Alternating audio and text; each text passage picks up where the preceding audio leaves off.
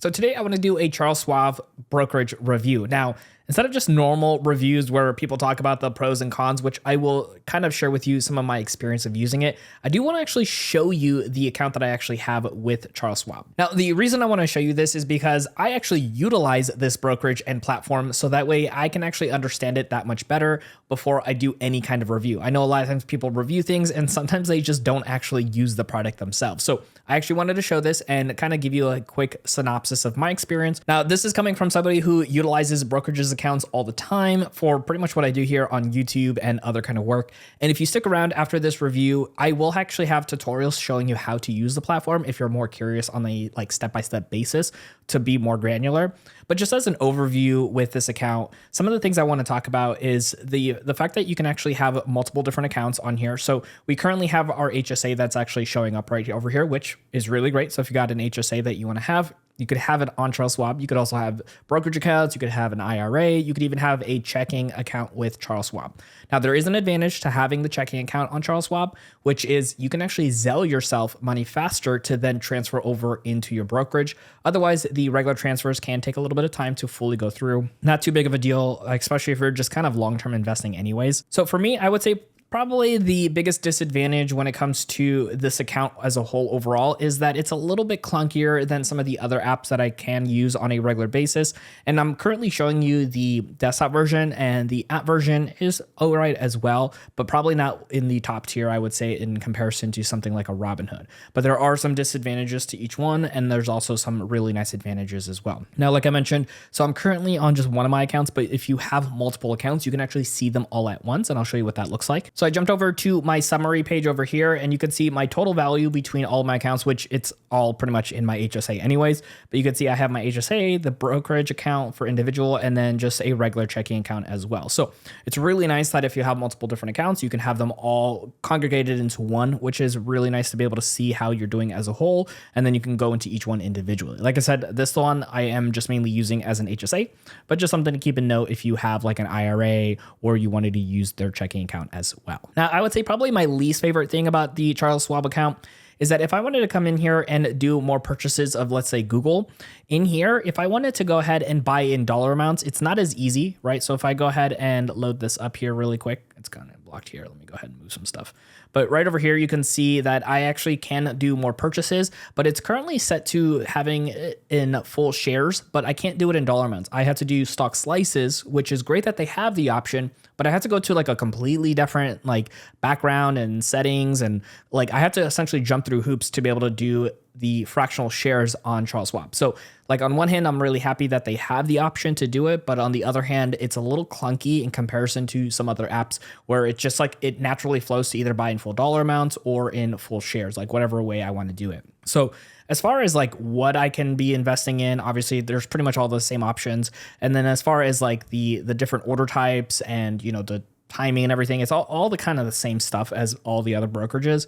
But as far as dividend reinvesting, which is always important to me, they do have that option. You can see over here, you can reinvest your dividends for individual stocks if you want to, or ETFs for that particular fund. And then you could turn it off on others if you wanted to just go back into your cash pile as well. So you can choose for each one individually. It's not all or nothing, which is always a great sign as well for me. Now, I don't personally do options trading here on this account, but they do have options trading. So just for somebody who is curious about that, they also do have mutual funds, as you can see here, and then of course the stocks and ETFs available as well. Now, I did mention earlier as well too that if you wanted to buy in fractional shares, you have to kind of do that on a separate screen. But if you actually want to sell your entire share holdings as well as the fractional pieces, you can actually do that on the account as well, but not having to go through all the extra hoops and like stuff as well too. So you can actually sell it all here. You can see in this example here with our Google, we can sell all 14.5181 shares. So we can go ahead and do it that way, or we can just sell the full shares and keep the fractions if we wanted to as well. Now, one of my biggest gripes when it comes to Charles Schwab probably for this is going to be the fact that they don't actually really have auto investing. Now, I did want to showcase that they do technically have auto investing as of this recording, but it is only going to be for mutual funds. So if you are only investing in the mutual funds that you have in your account, you can do auto invest. And for whatever reason, they can't do it on the stocks or ETFs, which is a little bit cumbersome, especially if you want to do kind of like a set and forget style where you just have something coming out of your paychecks or your bank accounts on a weekly, monthly, or bi-weekly basis. And so that's a little bit of a downside for me because I, at least for most of the time when I recommend different brokerages, it's for people who want to set things and forget them and not have to come back on a regular basis. So I would say out of all of my gripes, especially with the stock slices, this is probably going to be the biggest gripe for me, is that they don't have this available. And I think that's a huge negative when it comes to making sure people are investing on a regular basis. Now, the other part of that as well too is you could technically do auto transfers in, which means money will go into your account. But again, this is not going to be auto investing that money into your brokerage as a whole. So there's some net positives overall, but still, I think it's a huge net negative when you can't be auto investing into the stocks or ETFs that you already hold in this account. So hopefully that changes in the future, because that will make this a much better deal for people using this who want to set things up and not have to look at this on a weekly to monthly basis. Now, the closest thing that I found to being able to set up a reoccurring is the default settings when it comes to your trading settings. And so like I would just show you right over here, we have our stocks and ETFs. So you can choose it to be automatically set to buy, the quantity, the order type, and then the time of day, and then the quantity, and then the price increments as well. So you could definitely do this where it makes it a little easier coming into the buying settings. But again, nothing that is gonna just be fully automated and makes this as easy as possible when it comes to investing. So as far as the research tab, if you are looking to get into more details on like ETFs or stocks, it's fine, nothing crazy. I mean, most of the time, most people use other websites anyway, so this is not usually a big part of why a brokerage is great or not. But just as a heads up, they do have screeners on here, so you can kind of narrow things down, you know, kind of like a filter on like what type of stocks or ETFs that you might be looking to invest more money into. Now, Charles Schwab does have something called themes, where if you want to invest in certain types of themes in stocks, they do a really great job of this. So in their background here, you can see you can invest in companies that are doing 3D printing, autonomous driving, anybody that is focused on caffeinated drinks or cancer research. You can click in these and you can see the different companies that are accumulated into these groups. So you can kind of, again, be aimed at certain criteria that you might be looking for. So this gives it a really unique twist when it comes to looking for companies to be investing in. Now, as somebody who loves earning dividends and really loves to pay attention to how they come in, they do have this thing called investment income, which allows you from all of your accounts accumulated to come in here and see how much you're earning in dividends.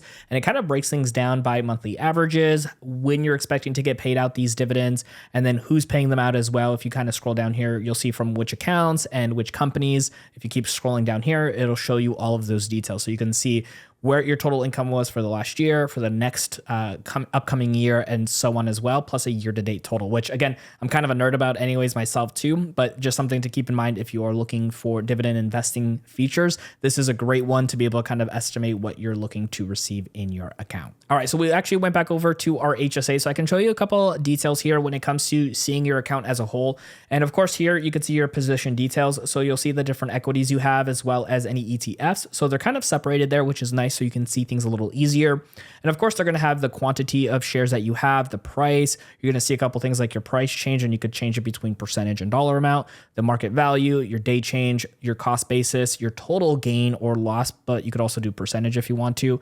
Current ratings, which just kind of helps you have a quick eye on how things are doing. And if you are curious about how your dividends are being reinvested, you'll be able to see that here as well. So you can see the yes and no's if they are on there, and you can click on to quickly change that out if you don't want those dividends to go back in those companies. And then probably one of my favorite things here as well too is you could see the percentage that these individual stocks and ETFs are in as a overall part of your portfolio. So you can see here our SoFi and Google right over here. The Google is at 9.45, our SoFi is 11.3, and then our ETF here is nearly 80% of the portfolio. So it just gives us a quick overview if we are kind of balanced on the way we are, you know, wanting to keep our account leveled, so we're not over leveraged in one area if that's not where we want to be. Now, as far as if a Charles Schwab brokerage account is the right brokerage account for you, of course, that's just going to be determined on if you like these features and benefits, and if you're okay with some of the cons that come along with this brokerage. Hopefully, some of those do change over time as well. Now, like I mentioned, if you actually want to see a little bit more in action usage of the Charles Schwab account, I'm actually going to post my series right over here, so you can actually see me go through the process of